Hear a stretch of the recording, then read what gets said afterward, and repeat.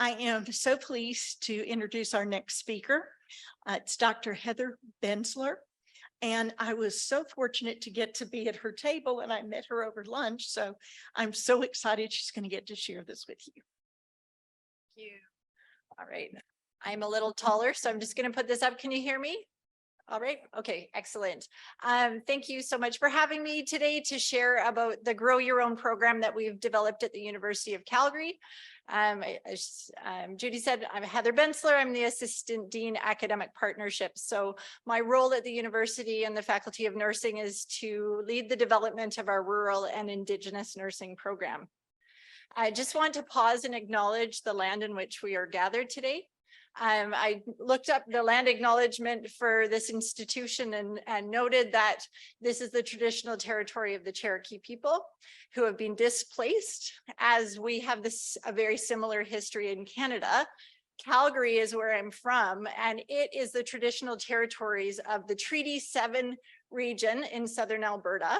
It is the traditional territory of the Blackfoot Confederacy, which includes the Siksika, the Kainai, and the Piikani First Nation. It's also home to the Tsuut'ina, who are the Dene from the north, and the Stoney Nakoda, which includes the Chiniki, Bearspaw, and Wesley First Nation, now known as the Good Stoney, and also home to Métis Nation of Alberta, region number 3.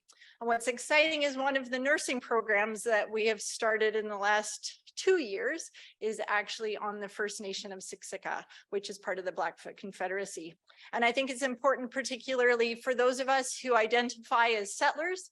I identify as a white settler of Scottish and German heritage, that we pause to acknowledge the land in which we are privileged to be able to work and play, study, research, and hopefully make a positive difference. So the just learning objective for today is hopefully by the end of this presentation, you will be able to describe one benefit, or hopefully many, of providing nursing education options in rural communities for promoting rural nursing recruitment. As I said, I'm from Canada, so this is really a story about the Canadian situation of rural, the nursing shortage in rural Alberta and rural Canada, but I suspect this is a problem that is across North America and probably across the world. So regularly in our Canadian healthcare system, particularly in rural areas, we are hearing stories about 9 Alberta hospitals. So Alberta is our province, similar to your state, who've lost their ER services. That was in January last year. Emergency department is closed. Elk Point ER has no doctors on Tuesdays and Thursdays. Westlock Hospital forced to cancel C-sections. St. Paul Hospital closing 10 out of their 30 beds. 6 of 24 acute beds in Edson were closed. This is what we hear every single day in Canada, in our rural areas. So Canadians living in rural and remote communities experience poorer health status and less access to to medical services.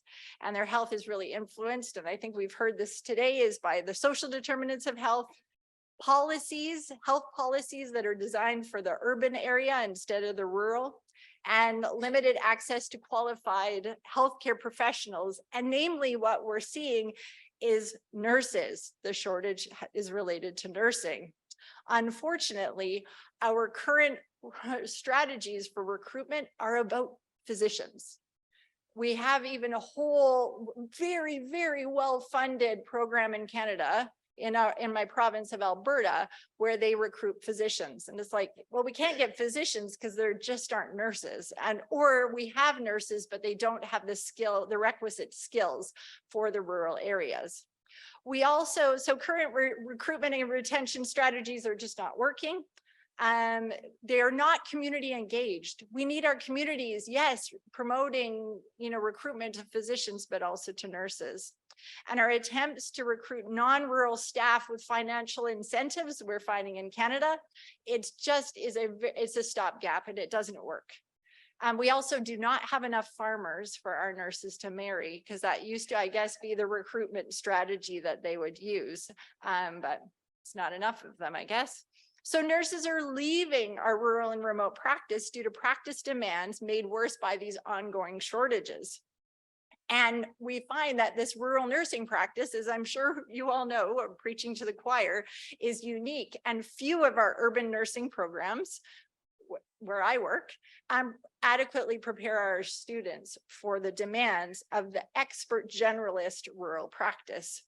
So what do we do about this challenge? Well, we look at the barriers to accessing nursing education. So let's just make sure that we really recruit those students to come to our program. Well, rural residents are most likely to return to their rural communities to practice, but they are less likely to actually participate in these post-secondary education opportunities. There's barriers like financial barriers, or they can't leave their families. They're less likely to even contemplate healthcare careers because of this belief that, well, it's not really for me, or maybe they're not seeing other people like them in those positions. So they have academic concerns, financial barriers, time concerns, difficulty entering the program, and social concerns. Or as my husband, who is actually a physician from a rural Alberta community, went to medical school and married a city girl, and he never went back. So students, even who leave their communities for 4 years, just may choose not to go back because they've, met somebody in the city or seen how the opportunities that they can have there. So what can we do to increase these numbers of rural residents accessing nursing education? Well, we have this problem in Alberta, and it was a very, very thoughtful manager, site manager in Wainwright, Alberta, who approached a nursing instructor who was attempting to get her 8 students in that clinical site for a rotation, not because she really thought her students would stay there to work after they graduated, but because we have a shortage of clinical placements, and she thought this was a great thing. And the manager said to her, why don't we just have a nursing program here? And she said, well, where I work, there's just nobody who has that kind of appetite for that type of creativity it would require. But I think I know somebody at the University of Calgary. So she gave us a call, and I said, let's talk to the dean. Let's see what we can do. And so we actually met together with this site manager in Wainwright, Alberta, and we said, how do we actually bring their nursing program to you? What can we do? And so due to absolute desperation from our rural health authority, which in Alberta, we have one main health authority called Alberta Health Services. So when you see AHS, that's our rural health, or that's our health authority. And we have Covenant Health, but they really, really work closely together. So they came to us and they said, help us, please. And we said, okay, well, we'll help you, but you have to help us help you.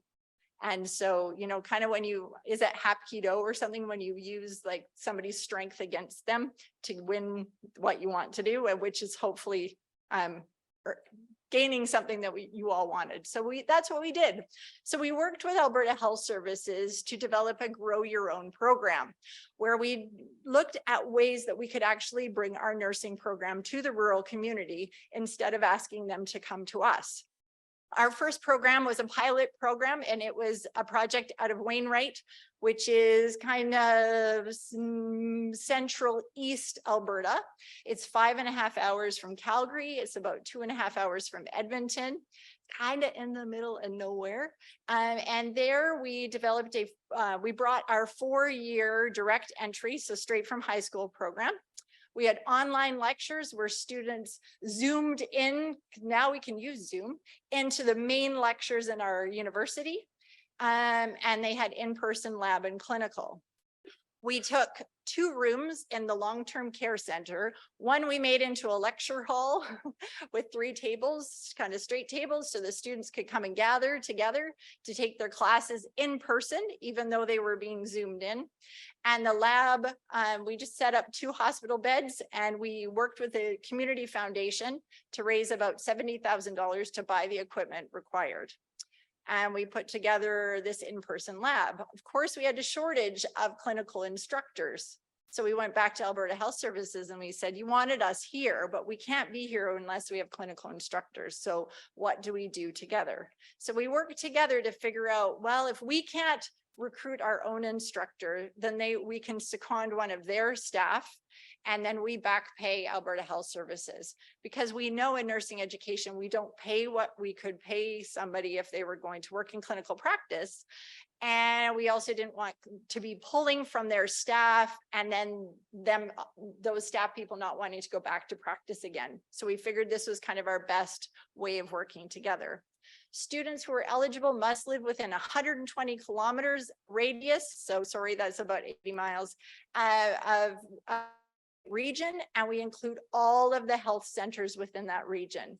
And we have a committee where we meet once a month with all the health centers, and we say, where's the best place for our students to be for clinical? The students gather for their labs in Wainwright at that health center. And we work together to try to address the needs. And we really, understanding that we have an accredited program, but we do try to emphasize different parts of the curriculum to really meet the current needs of that region for the students. So we know obstetrics and emerge are big, so we tailored our rural course that the students take to fit that. That didn't really work.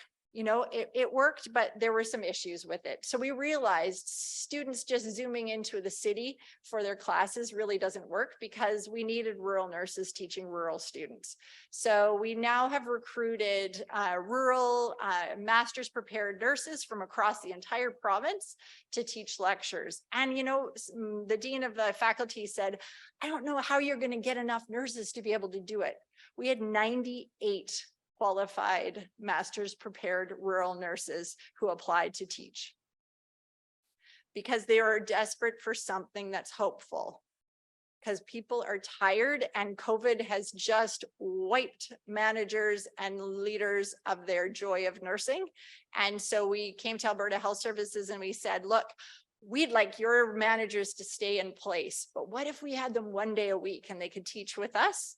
You continue to pay them, we'll back pay you. They don't lose their benefits and all of those things, but we can continue this program. So we're now moving into Drayton Valley, which is another community within the Alberta Health Services zone. But then other people heard about it. We were approached by Portage College, which is an LPN program, saying, would you come up into our region and would you provide an LPN to BN bridge? We don't have a bridging program yet, but we're developing it, but it's a 28-month route or entry point. Again, those students zoom into the lectures that we have and in-person lab and clinical out of the Portage College region, and we partner with our health authority. So it's just really piggybacking on the current program to get those students up to the BN level. What we're most excited about, though, is our Yikinami, or Spirit Helper program, which is out at Siksika First Nation. And so that community, that program is actually in a First Nation college. And that program we've tailored, it's the 4-year entry, but we actually look at how do we support students in their upgrading? And so the college gets all the benefit of that upgrading money and they support the students, but we're looking at who those students are, bridging, building relationships. And then once they get into our nursing program, we have labs, we call them tutorials, but they're part of their lab time that's actually taught by Indigenous elders. Because the concern within the community was that we would be taking their knowledge. For accreditation purposes, we need to know what they're teaching, but we don't need to know what they're teaching. So we just say, just give us the topics, and you get 2 hours every 2 weeks where they have elder engagement and time, so they can help to integrate what they're learning in their classes with Indigenous ways of knowing, being, doing, and connecting. And again, those students need to be within the region, but actually those students need to be First Nations, Métis, or Inuit. So those are our initial programs, and we're building beyond that. So what do we find? Well, we need to tailor each of these programs to the community. In particular, this is one of the elders that the students work with, Ruth Skaplock, and this is the Old Sun Community College at Siksika First Nation. It's actually a former residential school. So as we're building relationships, we need to recognize the historical colonial relationship between an outside really white institution and an Indigenous community program. And how do we work to build that trust? How do we adapt our program to meet the needs and respect the culture? But we also need to be respecting the culture of the rural communities because we are outsiders coming in. So how do we best tailor our program to fit the needs of the community and really build on the strengths of those communities? We also need to ensure buy-in. So this idea of service agreements to get those rural staff in place, but also improving the retention of rural nurse managers. By increasing opportunities for nurses to have to benefit from having a master's degree. And we also have online graduate programs. Awesome. One of the next things I want to speak to, and I think this is actually something secondary to working in an Indigenous community that I'm very excited about. And this is, how do we build a sustainable program? I'm from Calgary, and we had the Olympics in 1988, the Winter Olympics. I don't know if you knew that, but we're pretty proud about that. Now, that was in 1988. We still use the equipment today. We still use the Olympic Oval, which is our racetrack for skating.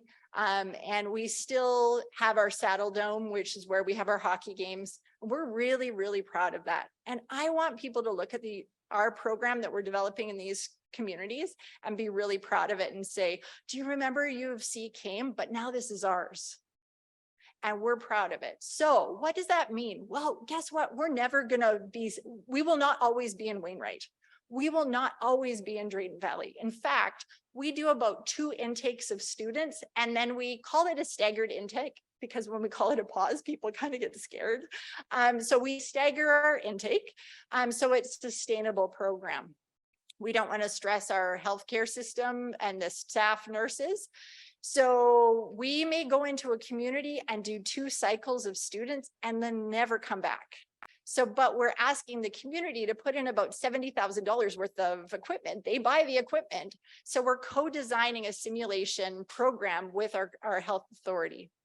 So as we're designing the health authority, they're helping us to choose champions to train. We're training them up in simulation. They're benefiting our program, but they're also benefiting the other staff in the hospital and that healthcare center and that region, which builds the increasing retention of staff. It teaches our students that they are within a program, that they are part of a multidisciplinary team. And we're hoping that this will really increase local ownership, because when U of C leaves, they're not saying, man, U of C was here, but then they left. And we've said to the community, look, if you want us back, we'll come back. But if you actually want another institution that better fits who you are as a community, then it's actually yours. And can be invited back to be here. So we're hopeful in our work with what we call the eSIM program that we'll be able to build the capacity within the community, because we're really finding the need for upgrading OB, emerge, perioperative skills, and the current nurses and our nursing students. We also are having a big influx of internationally educated nurses. They're just coming to us now, and we're concerned about what that's going to mean in the rural community, because they're not always coming with those skills, the requisite skills. And so we're really hoping this program will help to kind of fill that gap and encourage them to be, in a place where they can really benefit the community and be benefited from it. One of the developing partnerships we have that we're also excited about is way up north in Alberta. And when we talk north, we mean like up near, kind of like getting closer to Alaska. And we are working with a post-secondary institution in the early days, but looking where we would actually move from community to community every year, working with colleges and their LPN or licensed practical nurse programs to get those students up to BN, but then we can actually work, it's 80% of the students are Indigenous. And so working with the Indigenous communities to say, in 4 years, we're going to be in your community. So what do we do now? Do those students take their LPN, or is it actually better that we do a direct entry program for your community? And what supports are in place to really support those students to be successful, so that we're not coming in as an outside group, but it's really building that capacity within the community. So we work with our healthcare leadership, Indigenous leaders from the healthcare and education, our community leaders and foundation, and also that we look to rotate to benefit other communities as well. So just lessons learned. This is what actually a picture from one of our labs and some students. I went up to teach them an OB class because I'm an obstetrics nurse and I can talk about obstetrics for free all the time. So develop strong partnerships, be flexible, adaptable, and responsive, and a willingness to think outside of the box, that we're really looking for all the ways we can build capacity. So it's not about us, but it's about them. Ensuring clinical placements benefit the region, and that we're fostering community, local champions and community members. And just to conclude, I'm just really pleased about the fact that we have so much support from our First Nations communities in building this, but that we are looking to build this community-based nursing program that I hope really shows promise for creating a solution to our rural nursing shortage, and that the importance of relationship building, clear expectations, and flexibility. So thank you very much. I'm excited to take questions from you today if you have them. Any questions? Yes.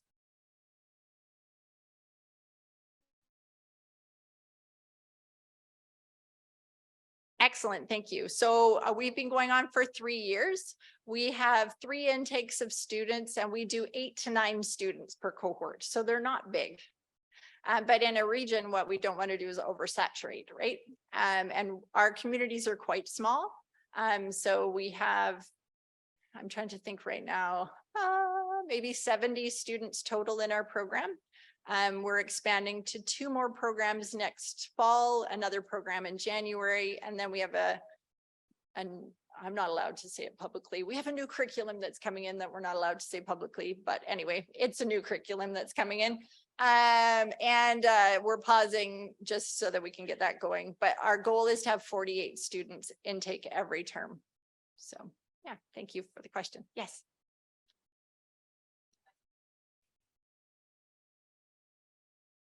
Oh, thank you. So direct entry being straight out of high school, that student, yeah. Versus we have a transfer program and a degree holder or LPN. Yeah, thanks. Any other questions? Yes. Oh, my biggest surprise was how willing very, very high level health authority leaders are, how willing they are to partner and to think outside of the box. And I don't know if it's just that we're at the right time, but I get to meet with the chief nursing officer of Alberta on a regular basis. And we just say, how do we solve this problem? And we sit together and we knock out solutions. And I'm just so incredibly impressed with the leadership. And yeah, I'm surprised by how awesome people are. So that's a good thing to be surprised by. Yeah. Great. Thank you. Oh, one more question, I think.